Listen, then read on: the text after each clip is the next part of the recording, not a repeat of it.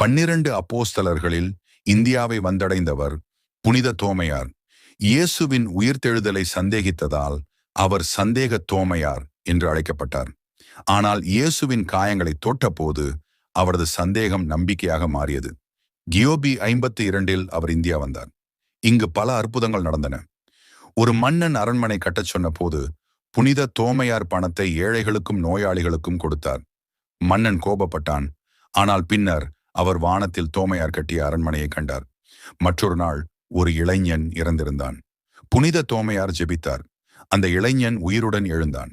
சென்னையில் ஒரு மலையில் ஜெபித்துக் கொண்டிருந்த போது மக்களுக்கு தண்ணீர் இல்லாமல் துன்பம் இருந்தது. புனித தோமையார் காலால் கல்லை அடித்தார்.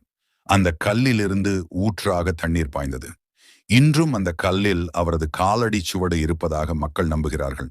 ஆனால் கிபி 72 மயிலாப்பூரின் மலையில் ஜெபித்துக் கொண்டிருந்த போது அவர் வீரர்களால் குத்தப்பட்டு தியாகம் அடைந்தார். இன்றும் அவரது கல்லறை புனித தோமையார் பேராலயத்தில் உள்ளது. இந்தியாவின் அப்போஸ்தலர் புனித தோமையார் நம்பிக்கையின் சின்னமாக வாழ்கிறார்.